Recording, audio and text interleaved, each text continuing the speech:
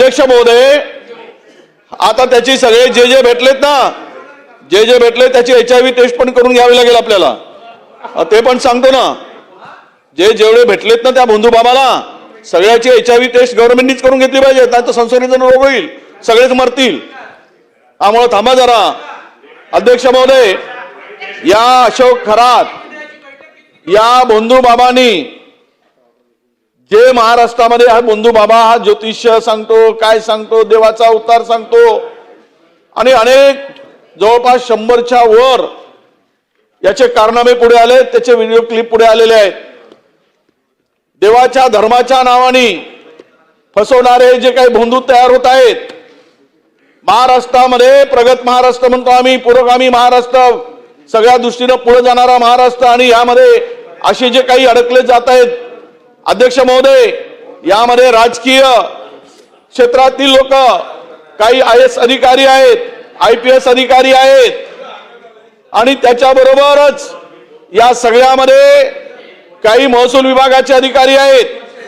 आणि या सर्व अधिकाऱ्यांनी मिळून अध्यक्ष महोदय जे काही त्यांच्या बरोबर खरं तर या सर्व जे भेटलेत, जे व्हिडिओ क्लिप आलेत, व्हिडिओ क्लिप मध्ये आलेत, व्हिडिओ मध्ये आलेत, त्या सर्वांचे CDR मोबाईलचे चेक केले पाहिजे.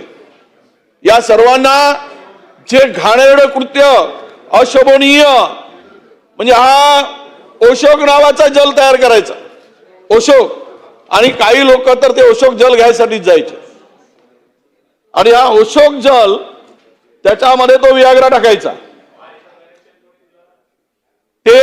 ते सुद्धा तुम्हाला माहित आहे. त्यावेळेस गुलाबरावजी, त्यावेळेस ते कोण देणारे होते, कोणाचा आग्रह होता ते पण मानायला लागलो ना, तर मग चुकीच्या दिशेने जाईल.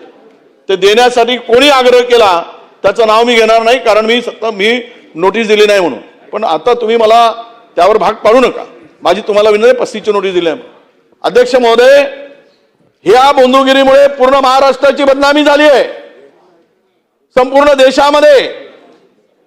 आणि यामधून महाराष्ट्राच्या बदनामी बरोबरच ज्या दिवशी हे सगळं प्रकरण पुढे आलं, एका हॉटेलमध्ये 3 IAS अधिकारी त्यांच्यावर कारवाई होऊ नये म्हणून मदत करत होते.